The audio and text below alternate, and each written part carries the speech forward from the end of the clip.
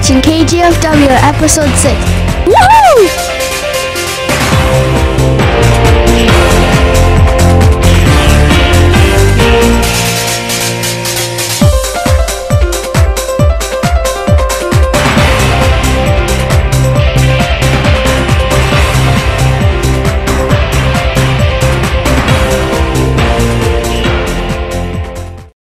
This is Shay Brady reporting from KGFW, and we are interviewing Mrs. Obenauer.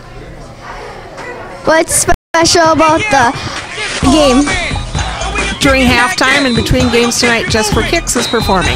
We are interviewing Jennifer Haas. What's important about tonight? Tonight I have all of my Just For Kix dancers here to perform at the halftime of the basketball game. This dance is very fun, upbeat. It's a song called Move It Like This. What's your favorite song that you've been doing since you started dancing? Move It Like This. Can you move it like this? Can you move it like this?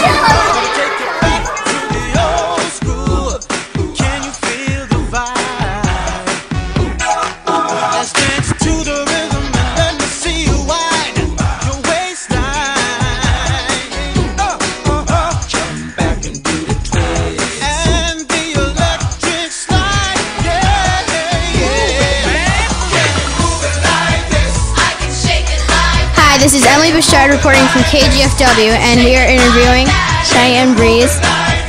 How long have you been dancing? 5 years. Wow. Can you do the splits? Yes. You want to show us? Wow. Can anyone do the chocolate bomb like back in the thought we'd bring it to ya, but hum and keep it grooving, yeah. Well, I can see everybody on the floor doing the running man. Get a mashed potato. Oh, what a feeling, dog, if you can. Hey, man. Can you move it like this? I can shake it like that. Can you move it like this? I can shake it like that.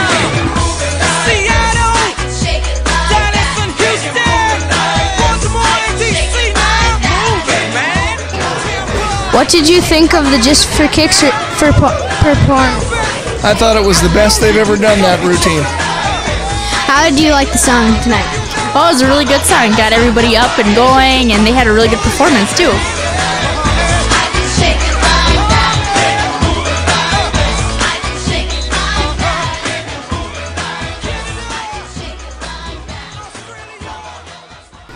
I thought the song was really cool. Good, good. I hope the audience liked it. It was fun. Hi, my name is Jacob Shostrom from KGFW, and we are interviewing Carol Molnau. What is it like to be Lieutenant Governor? I'll be sworn in January, and I'll find out for sure. But right now, it's about putting together a whole new staff and putting together new commissioners, like the Commissioner of Agriculture. We may change some, we may keep some. But we just announced 2 commissioners, so it's a lot of talking to people, and then it's a lot of meetings, talking to folks who want to make a difference in the government for the state of Minnesota. Steve Werner, what is it like to be the husband of the Lieutenant Governor? Well, I really haven't thought about that. I think it's the same as it always was. Would you rather help Steve farm or be Lieutenant Governor? I would help Steve.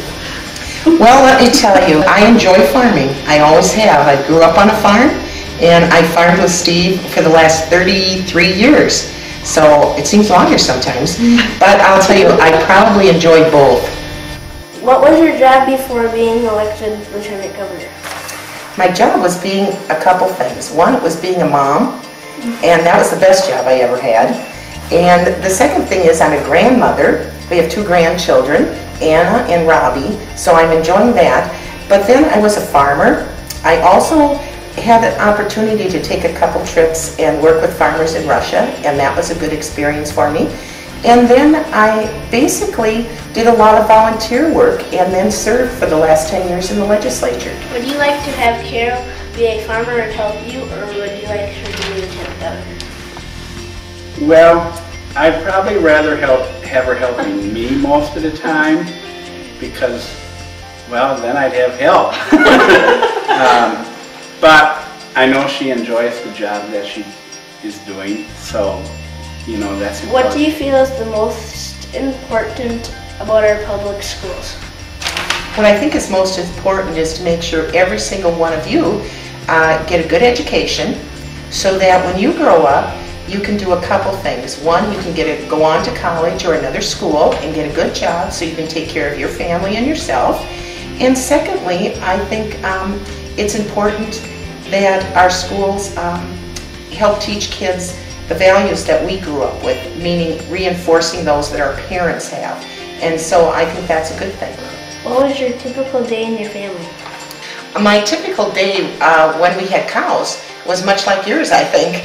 We were up early in the morning and did our milking and did all the chores, and then did everything you had to do as a farmer, get kids ready for school. And as they grew older, Steve and I did the chores ourselves, and we did that for 26 years.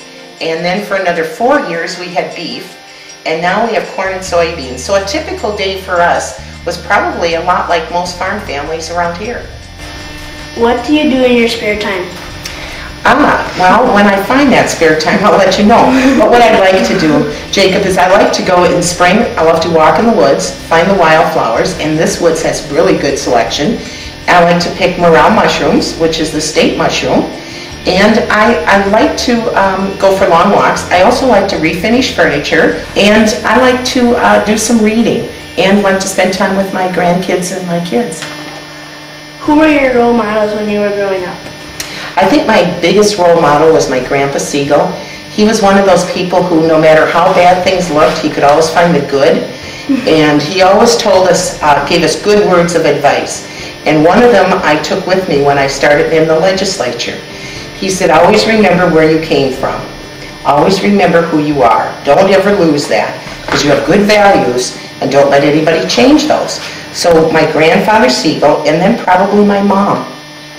Congratulations on your new job, and thanks for the interview. Well, thank you, Jacob. I enjoyed it, and anytime you'd like to do it, and if you'd like to do it from the Capitol, I'd be happy to have you there too. Thank you. Hi, my name is Logan Van Hahn. We done a report for KGFW on Dr. Martin Luther King Jr. Here's a drawing that I made. Here's a picture that I drew on the computer of Dr. Martin Luther King Jr. giving his speech at the Lincoln Memorial. Here's a really neat project done by Shay Brady. I made this in one day when I came home from school. Here's a report done by Emily Bushard, and here's some pictures she found. The kindergartners at GFW Elementary made a neat project of Dr. Martin Luther King. I have a dream, said Martin Luther King. We're going to make that dream come true. Let freedom ring, said Martin Luther King. It's up to me and you. It's not the color of your hair. It's not the color of your skin. It doesn't matter what you wear. It's the character within. I have a dream, said Martin Luther King. We're going to make that dream come true. Let freedom ring, said Martin Luther King. It's up to me and you. In order to learn more about Martin Luther King Jr., we visited the Target Center for a ceremony.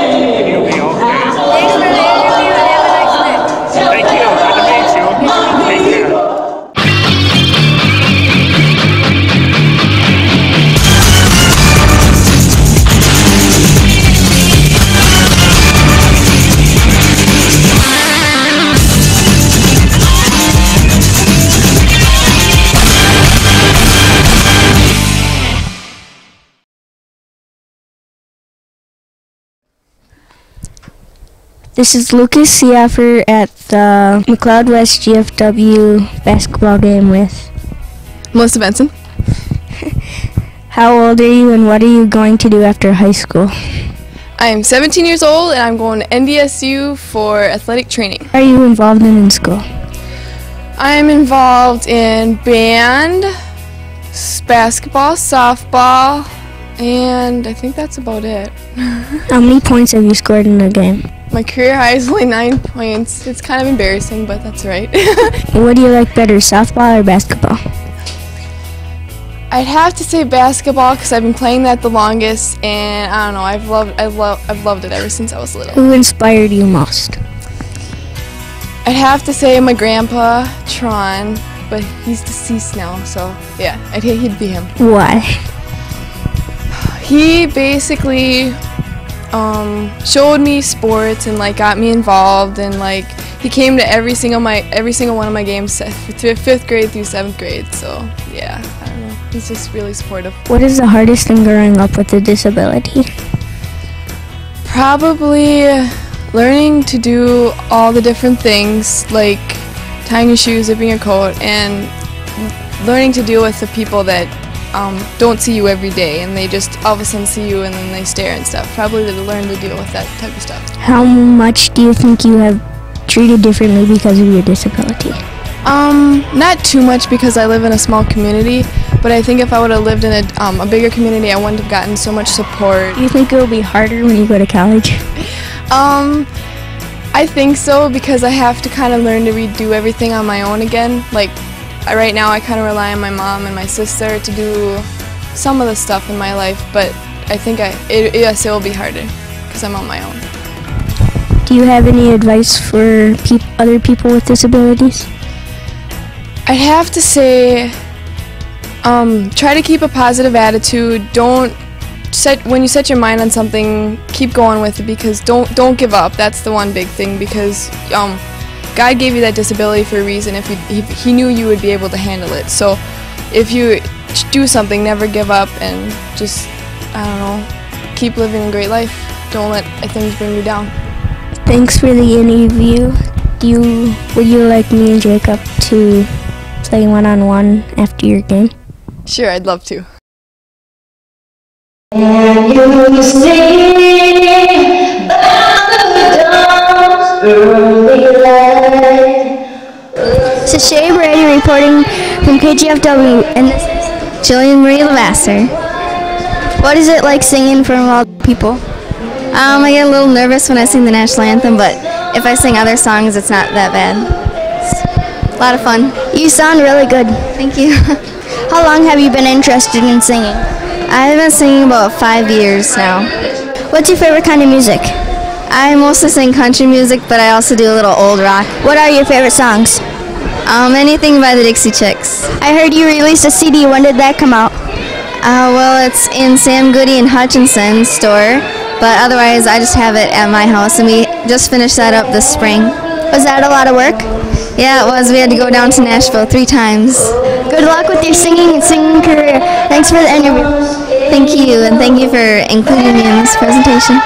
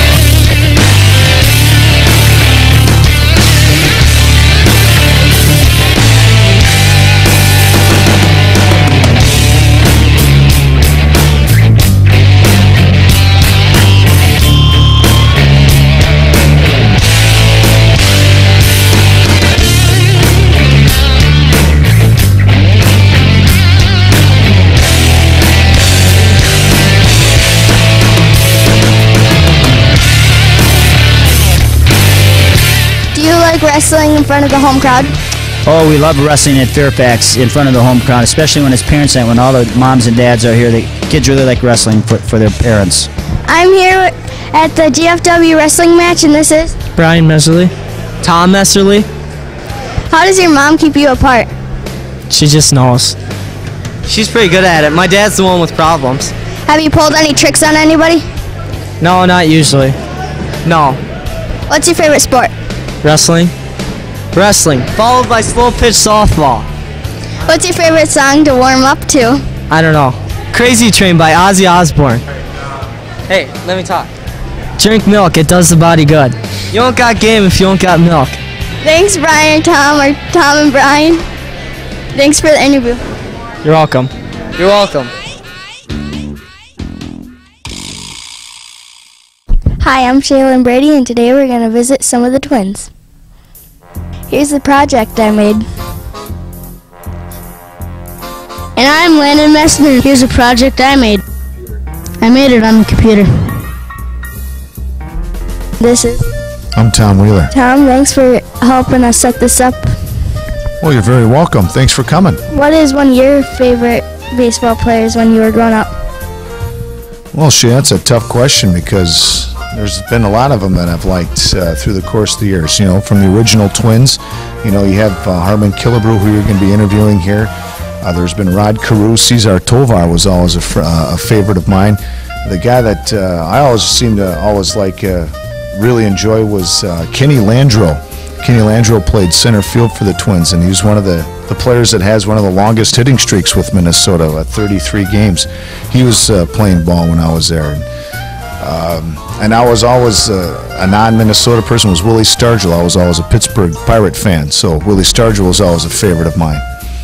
Just a couple of guys, and one other. Since I was a pitcher, Tom Seaver. Drop and drive. Tom Seaver played with the Cincinnati Reds, the Big Red Machine, back in the early 70s, probably before your time, but nonetheless, always a favorite of mine as well, too. Someone that I used to emulate or try to emulate was Tom Seaver. Thanks. You're welcome. Hey, Bird, I'm doing an interview now. This is Shaylin Brady reporting from KGFW, and this is Harmon Killebrew.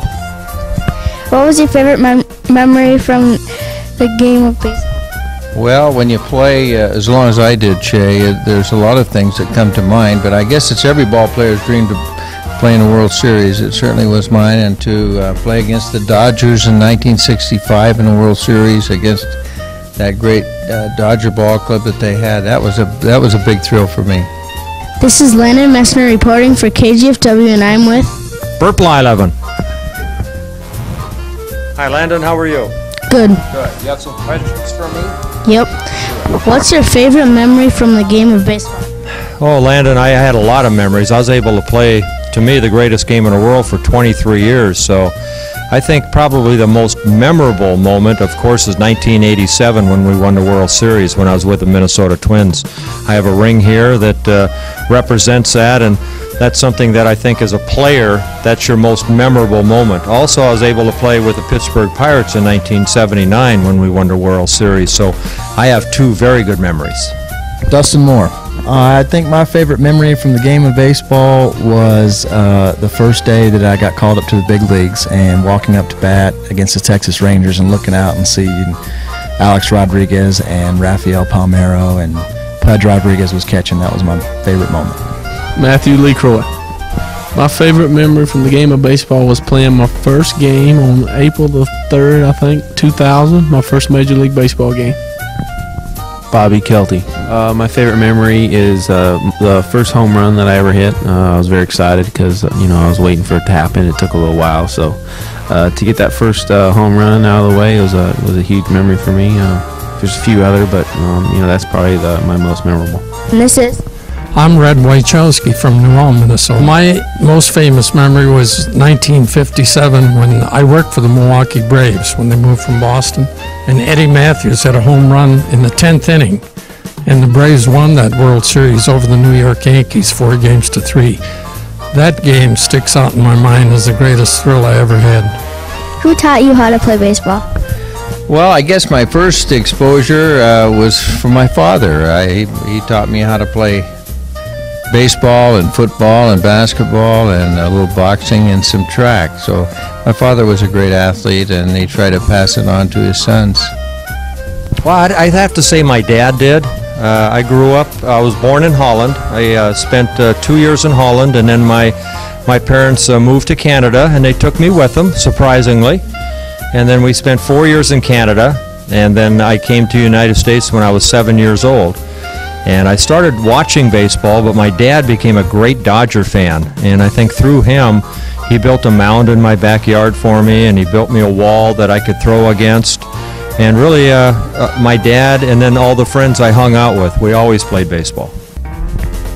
Actually, I have an older brother that's 6 years older than me, and he, along with my father, my grandfather, started playing baseball with me out in the backyard at a young age. And I owe them a lot to the success I've had even up to today. Who taught you how to play baseball? My father. My dad taught me. He put a lot of time with me when I was a younger kid, and he was definitely the one that taught me. Well, I guess I learned that in high school when I was up in Thorpe, Wisconsin, and I played baseball there, and then played in the Northern League with the Superior Blues. Not very good, but I had a good time. What is the best field you've played baseball on? Major League Ballpark, I would say the old Met was one of my favorites, of course, playing in Minnesota and Bloomington, but I think for every right-hand hitter, Fenway Park in Boston would have to be one of my favorite ballparks. That was a great park to hit in. What's the best field? I'd have to say the field would become a park. You know, I gave up a lot of home runs, so I really pitched good in Yosemite and Yellowstone National Park. Those are the fields that I like the best, the parks, because they didn't have any fences. And, you know, they could hit the ball forever, but it wouldn't be a home run. But I liked ballparks that had deep fences. I liked outfielders that were fast and they could jump really high. So there's a lot of ballparks that are nice. Kansas City has a beautiful ballpark. Old Metropolitan Stadium for the Twins, that was a beautiful ballpark. And then, of course, I grew up in Southern California, so Anaheim Stadium was very, very nice. The best field I've played baseball on is probably Texas Rangers in Arlington. Their stadium is a very nice stadium and a very nice surface, but my favorite one to play in is probably Yankee Stadium. I like Yankee Stadium. You know, it's kind of a unique place, but there's a lot of history behind it. But I think that's one of the best places I ever played. May not be the best, but my favorite place to play is at Cleveland. I like the character of the field. It's got a lot of character. You know, it's got the high left field fence. It's shaped a little bit different than other places. It holds a lot of people, and when they got a huge crowd there, it's pretty fun. Probably mostly the part is one of my favorites because I've had some success there. So that makes a ballpark fun. What was it like playing in the Metropolitan Stadium? Well, I think it was good because it was a fair ballpark for the pitchers and also for the hitters. But even more than that, the fans were pretty close to the field, and they got a little better view than they do in the Metrodome, where they're up a little bit higher from the players. So I think that was a nice old ballpark, but it was time to move on to something else. How many different teams have you played for? How many fingers do you have on one hand? 5. That you're absolutely right. Good, nice going. That's how many teams I played for. I played for the Minnesota Twins. I played for the Texas Rangers. Played for the Pittsburgh Pirates, the Cleveland Indians, back with the Twins, and then out to Anaheim for the California Angels. I've played for 2 different teams. I was drafted by the Cleveland Indians in 1997 and came over to the Minnesota Twins in 2000. How many different teams have you played for? Just one. What makes a good teammate? What makes a good teammate? Well, that's a very good question. I can't remember having anybody ask me that question before, but I guess I had some great teammates. Cesar Tovar, Tony Oliva, Rod Carew all hit in front of me, and they were always on the bases, and I thought they were pretty neat teammates to be on the bases, and so got a chance to drive some runs in. Oh, what makes a good teammate? That's a good question. Harmon Killebrew was a good teammate because he hit 40 home runs and scored a lot of runs when I was out on the mound. That makes a good teammate. I think a good teammate is just someone that you get along with, that you have the same goals, you know, and you want to play the game, you love the game. What makes a good teammate is someone that respects the game and respects others.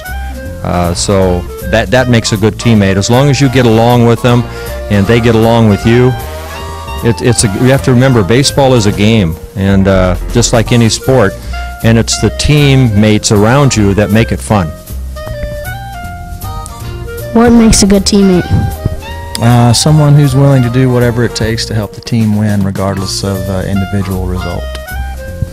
A good teammate is somebody who is willing to sacrifice, somebody who's willing to pick somebody up when you're not feeling good, someone who's just plays hard and is really positive, and somebody who's not tearing you down.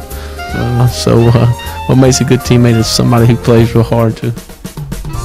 Well, I guess learning how to play with the rest of the team. You can't be an individualist. You have to work hard to blend in with the team. It is a team sport after all.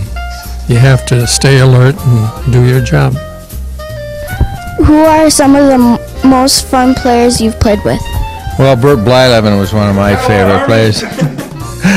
Bert came up when he was 19 years old, and I was played in the first game that he played in. And of course, we had so many great players: Jim Cott and Earl Batty and Bob Allison, Tony Oliva, Rod Carew, Zola Versalles, Rich Rawlinson.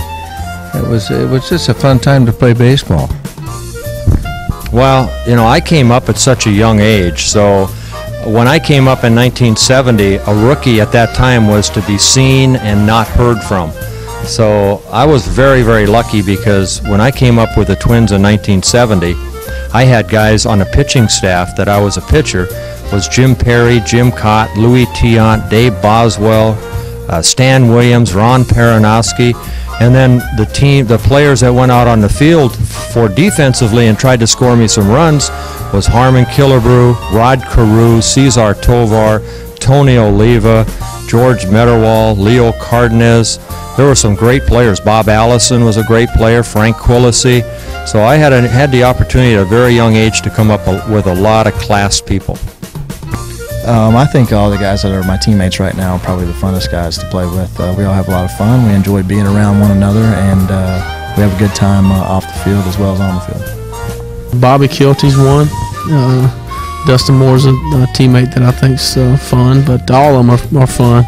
You know, everybody has different personalities, but our whole team is pretty hilarious. What is it like at the Twinsfest? Well, I think the fans seem to enjoy it. Every year they keep coming back, and I know as a former player, I enjoy seeing the fans, and I get a chance to see some of my former teammates and some of the new guys that are with the Twins. So I think it's a fun time for everybody. Thanks for the interview, and have a nice day. Thank you, Shay. It's nice to meet you, and good luck to you. What is it like at the Twinsfest? Oh, Twinsfest's fun. It's going to be this weekend, and what I like about Twinsfest is we get an opportunity to thank the fans for their support for Twins baseball since 1961. It introduces a lot of kids to baseball because there's so many things to do. Not only get autographs from some of your favorite players, but what you get a chance to do is come down on the field. You get a chance to stand at first base if you want, or second or third. You even get to go out to left field and maybe see how far those balls that I allowed for home runs to actually go. Thanks for the interview, and have a nice day. You're welcome. Hi, my name is Michelle Parrish, and I'm here reporting for KGFW at the Minnesota Twinsfest. Let's go check out the famous Hall of Fame display. Come on.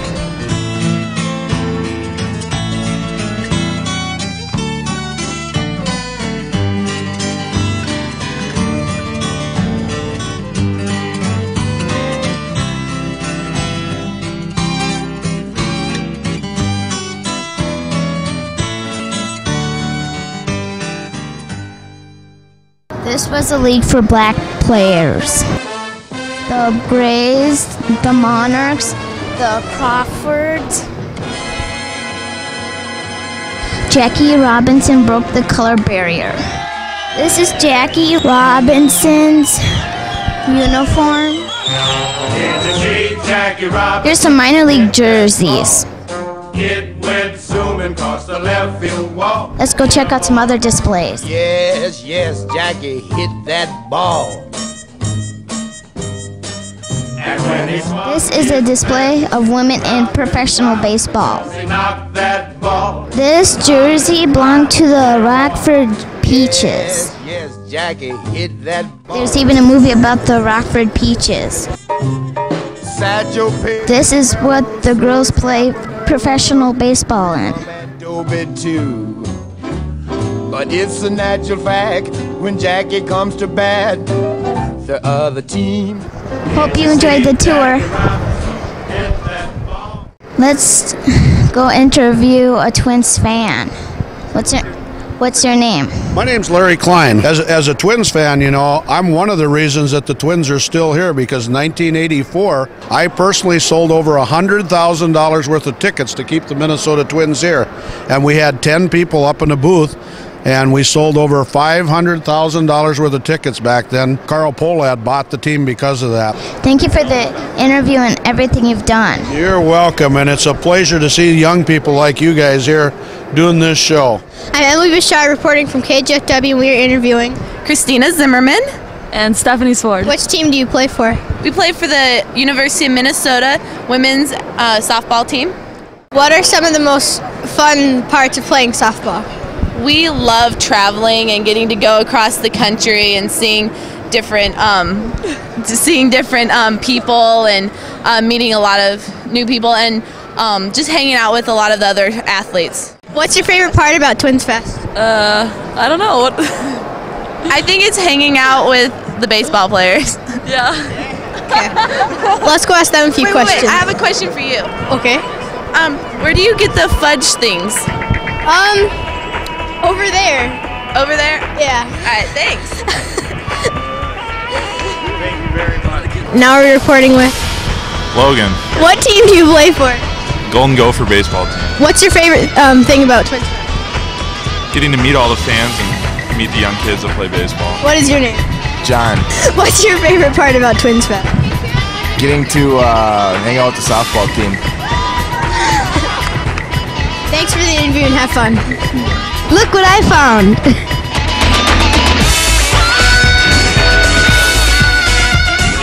Here's a jersey worn by Ted Williams. This is a Chicago White Sox jersey worn by shoeless Joe Jackson in 1919. Looks like he had shoes to me.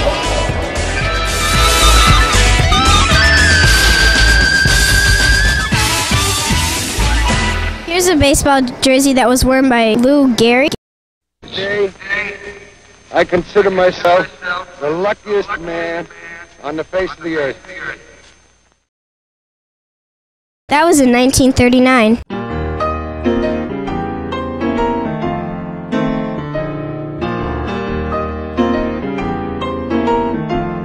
Here's a baseball jersey that was worn by Ty Cobb.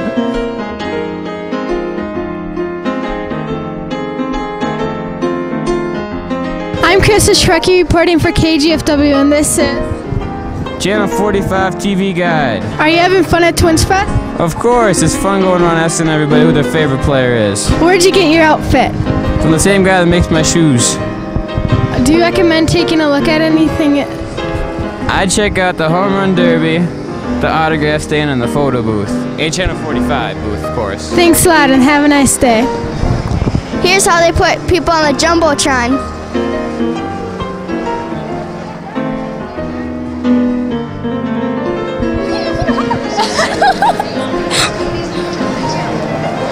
Oh God. Now we're standing right behind home plate. This is quite the view.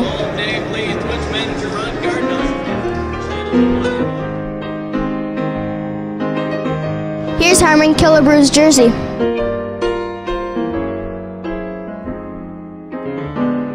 Looks like we found the Harmon Killebrews plaque. He's a great guy.